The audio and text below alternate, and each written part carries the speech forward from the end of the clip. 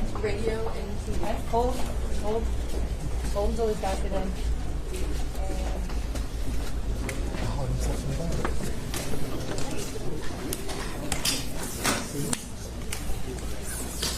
Okay, Joe is straight.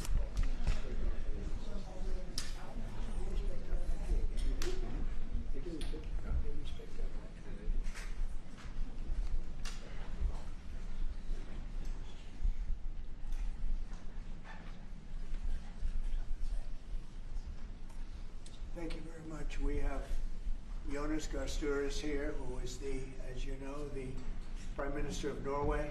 He's a great gentleman, highly respected, beloved in his country. And we've had talks on the war with Ukraine and Russia and trade. We're doing very well, I think, on both. We've had some pretty good movement in every respect. The war is very important that it ends with, I used to say, 2,500 people a week dying, young people, mostly soldiers from Russia and Ukraine. And we want to end that war. We want to end it quickly. And I think we've made a lot of progress. And we'll see what happens. This next few days is going to be very important. Meetings are taking place right now. Additionally, we talked about trade, and we get along very well on trade. We'll do something, but I think the Prime Minister knows that over the years, the United States has been very good to a lot of people, and it's time for us to benefit also. So we're going to have a good relationship on trade, and we discussed other things also. But Mr. Prime Minister, it's an honor to have you at the White House. Thank you very much. Well, thank you, Mr. President. This year is 200 years since the first immigration from Norway to the US. We come here early in your term, appreciate that you take time. We have highlighted that very close cooperation. We are allies. We look after security in the north, in the Arctic, a lot of confidence between our services. We have discussed in detail the war in Ukraine. I have saluted the President for his initiative to make progress towards something that can be a ceasefire and an end to this terrible conflict. It is a complex picture, but it needs political will and push, and we have exchanged ideas on that. And then I think the President and his team have been open to hear our perspectives.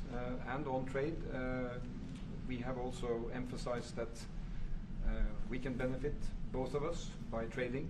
We can be complementary, and we can find good solutions. But first of all, I appreciate, Mr. President, the spirit and the tone of this conversation, which has been confirmation of a very strong partnership. Thank you very much.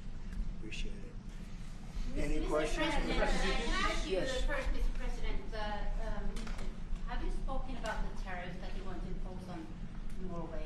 Is there a chance that you can lower We spoke about trade, those tariffs? and we understand each other very well. I think we'll have no problem. You think that you can get an agreement? I think we'll have no problem whatsoever with Norway. Mr. President, did you discuss a possible visit to Norway? Did you discuss a possible visit for President Trump to We Norway? didn't, but I love it. I mean, I've been there, and it is a beautiful place. They have. But I told the President that, you know, he is receiving us early in the term. He's welcome to visit Norway. We would like to have him, and it will be another way of emphasizing this strong friendship. Mr. President, Norway has been a staunch supporter of Ukraine Yes. since the Russian invasion in 2022. Has something been discussed here today that may have altered your views on things? No, we want to, very simply, I have no allegiance to anybody. I have allegiance to saving lives, and I want to save a lot of lives. A lot of young people, mostly young people. It's the war. It's the soldiers, and if we can do that. Also, as you know, I got started because the money that's been spent on this war is insane. It should have never happened. And it would have never happened if I were president. But Biden spent $350 billion on this, and it's a shame. And that's what got me involved. And then I looked at, and I see the results. It's horrible. It's a killing field. 5,000 soldiers a week on average. And we want to stop that. We both want to stop that. for a lot of reasons, but I would say that is my number one reason. Do you think that Russia, that you will get Russia to accept a deal that also Ukraine and Europe is willing to accept? I think so, yeah. I do. I believe they will accept, and I think we're going to get this over with. I hope so, soon. Mr.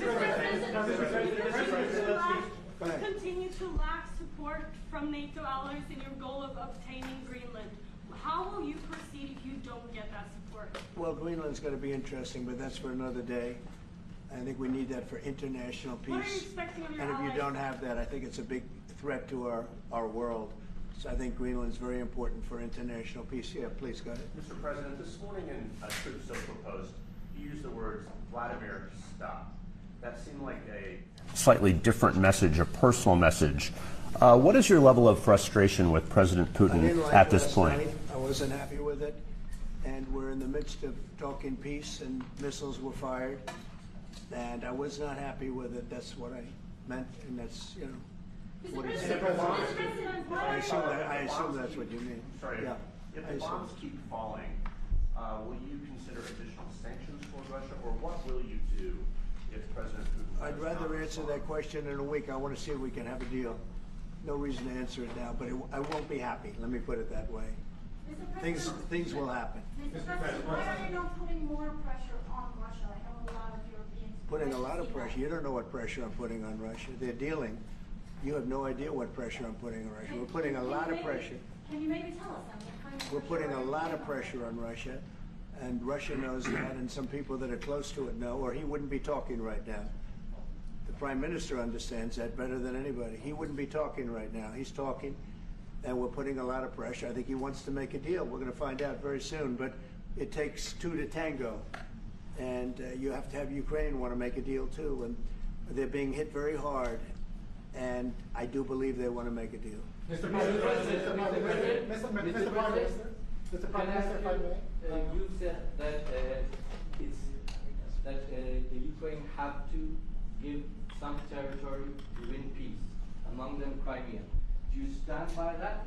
And I know that the former NATO General Secretary today has told you that he does not agree, and he believes in territorial integrity of the Ukraine. How will you deal with that with your allies? And do you Well, stand by that Ukraine have to give Former Crimea to Secretary win General peace? happens to be right here, you know, so they can't put words in his mouth. He's been a great general, frankly. It was because that's what you are. Really, you're a general. But he's been a great Secretary General. We had a tremendous relationship, very successful, and I think he could speak for himself. He's right here. But do you still agree that Ukraine have to give some territory away to win peace? Well, it depends what territory. They've been fighting. They've lost a lot of territory. We'll do the best we can, working with Ukraine. We'll do the best we can. But they lost a lot of territory. When you say Crimea, that was handed over during a president named Barack Hussein Obama. That had nothing to do with me, Crimea. That was 11 years ago with Obama. And they made a decision. There wasn't a bullet fired. There was no fighting. There was no anything. They just handed it over. Now they say, well, can you get it back? I think that's going to be a very difficult thing to do. That was given by Barack Obama when he was president, not by Donald Trump. Thank you, Mr. Mr. President, President. you have a long You have a meeting, peace Mr. President. proposal that you put on the table. It's a 30-day ceasefire proposal. Your national security team presented it to both Ukraine and Russia. 2 months ago, Ukraine agreed to that ceasefire proposal immediately. Russia has not. And my question is Russia the obstacle to peace based upon that, just getting to that 30-day ceasefire? I don't think so. I think that they both want peace right now. They're ready to do something. We'll see what happens. Complicated, very complicated. But I think they are both very much looking to make a deal. Marco, what would you say? Well, first of all, what was put before our partners was options to discuss about things that it would take to end a war. This war is endable. Both sides just have to agree to it. We've shown them a pathway forward. We've discussed those ideas. It was a good meeting yesterday. There'll be good meetings over the weekend. We've shown them the finish line. We need both of them to say yes. But what happened last night with those missile strikes should remind everybody of why this war needs to end. It's horrible those missiles landed. What's even worse is there are today people that were alive yesterday that are not alive today. because this war continues, and the president wants to stop it. And everyone should be thanking the president for being a peacemaker and trying to save lives. That's what we're trying to do here. It's not our war. We didn't start it, as you know. But we're trying to end the dying. We're trying to end the destruction. And we've shown the path forward. We can see the finish line, but both of them have to get there. We're going to do everything we can to help them get there, but they have to ultimately say yes. And we are using a lot of pressure on both. You know, if you think we're just in there because we're nice people, and we are nice people, but we're using a lot of pressure on both. What concessions, Mr. President, and to your national security team, what concessions has Russia offered up thus far to get to the point where you're closer to peace? Stopping the war, stopping taking the whole country. Pretty big concession. Mr. President, if you are going to take down the tariffs, what do you want Norway to buy more of from the U.S.? To buy more? Well, you don't need snow. You don't need skis. You don't need ski champions either, right? You have a lot of them. We just want to keep the relationship the way it is. We've had a great relationship. I think now maybe closer than ever, but we've had a great relationship with Norway. I think just keep it the way it is, kid. You can't do better. Really? Not even by, say, well, if they want to give us some additional concessions, that's okay. You can't do much better. Yes, yes. Mr. President, you've had a long meeting with Norway today. You said that Norway is doing a lot of things right, but on the Ukraine, if I can ask both you and the Prime Minister, did you find common ground today on Ukraine and the peace plan? Totally. It's totally common ground. The Prime Minister can speak about it, but I can just say he wants to see people stop dying more than anything else, and he'd like to see it end. He's going to help us end it. Mr. President, can I say that to move towards an end of this war, U.S. engagement is critical, and President Trump made that possible. That is clear. That is obvious. It's really happening. Now, the important thing is that both parties have to know that they have to deliver, and they have to feel the pressure to deliver. Ukraine is under attack.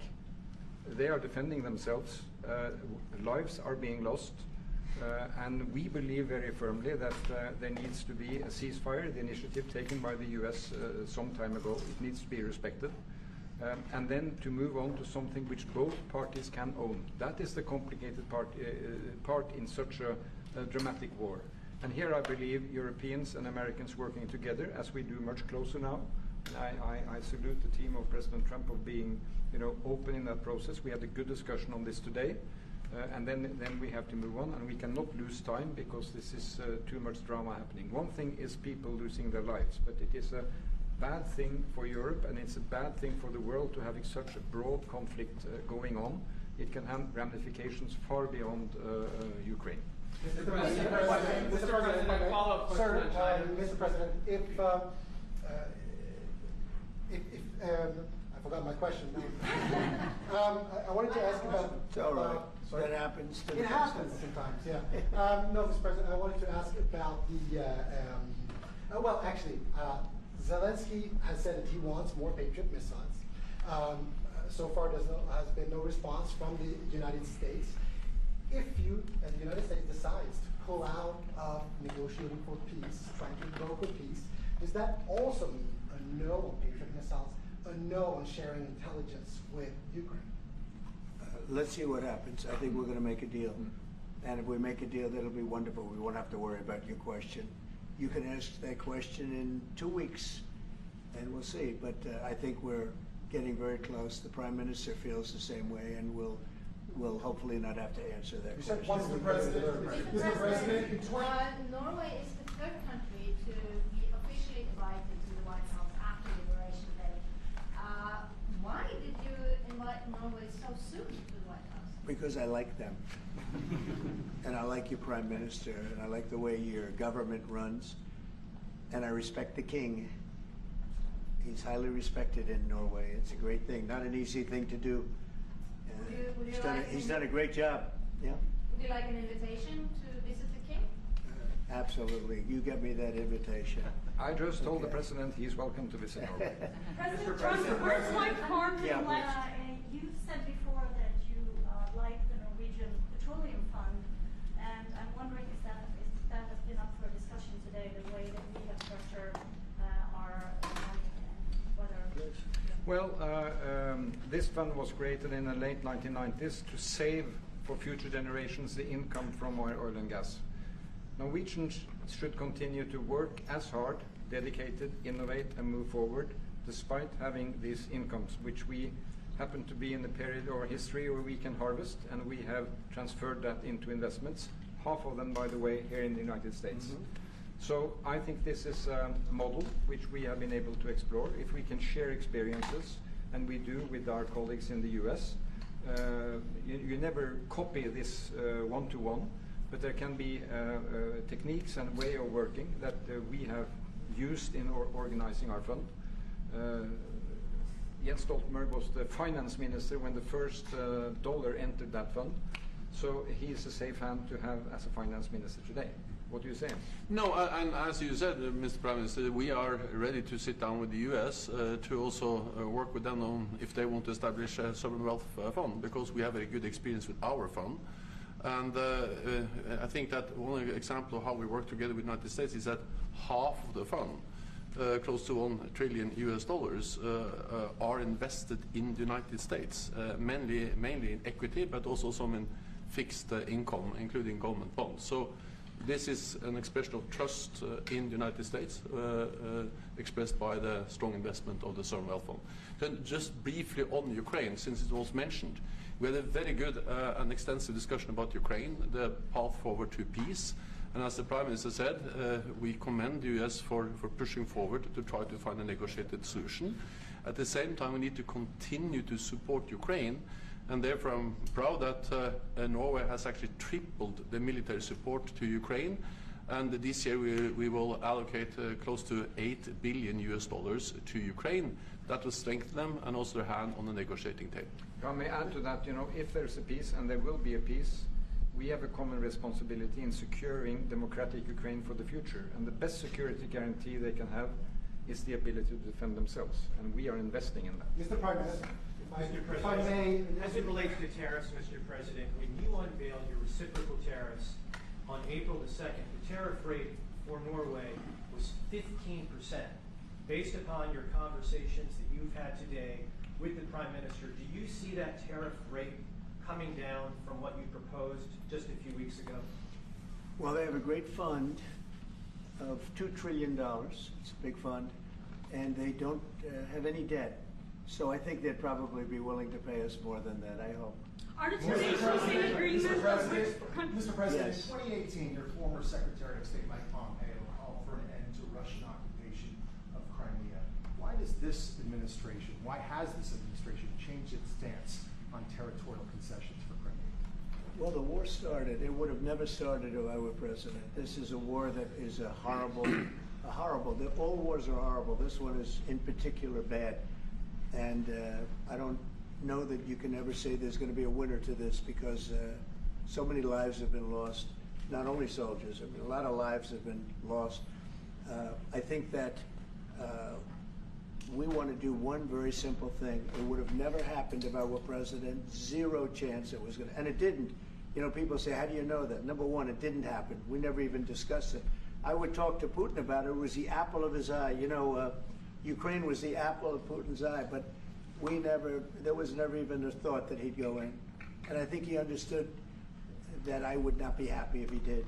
And it was only when I got out, and when you mention what happened to Ukraine years ago under President Obama and a vice president that was also president later, unfortunately for this country, what happened is large chunks of land were given up, and it was called Crimea, and that was a big thing. That was a big moment. But this isn't my war. This is Biden's war. This is a war that Biden was president when this war happened. But I'm trying to put out the fire, and I think we'll be successful. And if we do, we're going to save a lot of lives. Otherwise, and the Prime Minister had a statement. He said, "This is just a point in time. We're very lucky because this is a point. And if this doesn't happen, this could go on for a long time." Mr. President, will you have meetings with other world leaders here in Rome, sir? Future Democrat president? I don't think he will. I think he wants to make peace. I think he wants to end it, and I feel pretty confident of that. But we're going to We're going to know pretty soon. Mr. President, will you have meetings with other world leaders when you're in Rome? Yes, I will. Which leaders do you want to meet, sir? Well, I'd like to meet them all. That would be nice. I'd like to take care of all of them, but we have many of them there, and they all want to meet. They want to meet about trade. And we are making some great inroads and great deals. You might want to speak about that, Mr. Secretary. We had a very successful bilateral meeting with the Republic of South Korea today. We may be moving faster than I thought, and we will be talking technical terms as early as next week as we reach an agreement on understanding as soon as next week. So South Koreans came early. They came with their A game, and we will see if they follow through on that. President, have you rounded up your first Do you think you deserve the Nobel Peace Prize if you manage to create Do I deserve the Nobel Peace? If you manage to create peace? Well, maybe for the Abraham Accords. I don't want to get ahead of myself on this one, but they say for the Abraham Accords, and by the way, speaking of that, we're going to be filling it up. A lot of countries want to come into the Abraham Accords. You know, we have 4, and Biden did nothing on that one too. It's the same 4. But they're great countries, and they were brave doing it, and it's worked out very well. And we're going to be filling up the Abraham Accords. They're going to be, I think, filling it up very rapidly. Mr. President, could you say something about that? There's great, enormous opportunity to grow the Abraham Accords. But I would just point to one thing. Of all the leaders in the world today, no leader is working harder to prevent wars or end them than President Trump is right now. That's why we're talking to Iran. That's why we're engaged with Ukraine and Russia. It's the desire to prevent these wars from breaking out and to end the ones that exist already. And again, I just think it's tremendous for our country to be led by a president who desires to bring peace and establish peace and protect peace. So it's hard work. Mr. President, You know, Marco just mentioned something that maybe we should talk about for just a second, if we could, Mr. Prime Minister. And you're involved in it too, because you've been involved in the world and peace. But I think we're doing very well with respect to Iran, and we're having very serious meetings. And there are only 2 options, and the one option is not a good option. It's not a good option at all. And I think we're doing very well on an agreement with Iran, but that one, we're doing a lot of things, I will say, but that one is well on its way. We could have a very, very good decision, and a lot of lives will be saved. Mr. President, on the economy, there was a slowdown. Mr. President, on the economy, there was a slowdown as it relates to home sales in the month of March, the slowest pace since 2009. Is that an economic indicator, and perhaps the Treasury Secretary can weigh in on this as well, is that an economic indicator that concerns you about the broader U.S. economy? No, they had very good numbers on housing today, extremely good numbers, and that's despite interest rates, because, you know, if you look at what happened, everyone said, oh, I said I was going to get prices down. I did.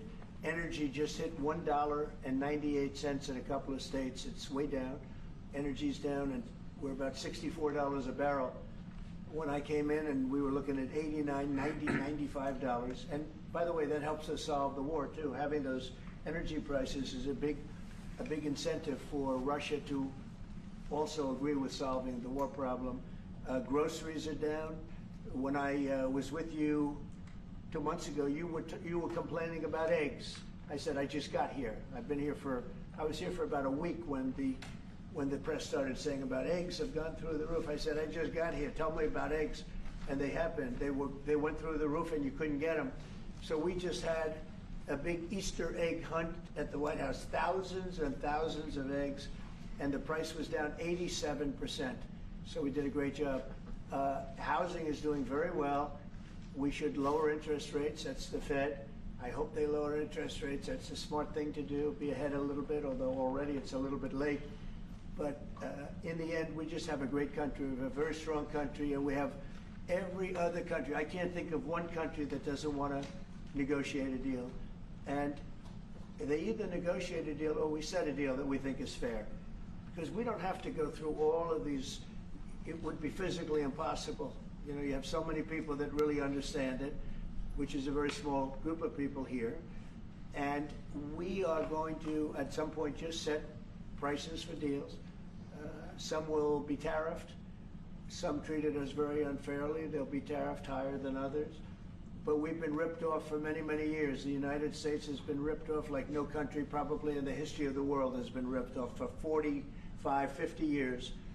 And countries have gone rich by doing that with the United States. We've taken care of their militaries, and military is another subject we talk about. We're not going to make that subject to any of the deals, but you know the same countries that I do where we virtually take care of their military and then don't get treated fairly on trade. So the people, and I don't blame those countries, I blame the people that sat at that beautiful desk right behind you, because those people didn't do the job for this country, and they let us lose $4 billion a day on trade. We were losing $4 or $5 billion a day on trade when I got here, and now we're going to be much better than breaking even, and we're going to be making $4 or $5 billion a day on trade. So, but I don't blame any country, not the worst of them. And we were abused by countries. I blame the President of the United States that happened to be sitting when these deals were made. Disgraceful.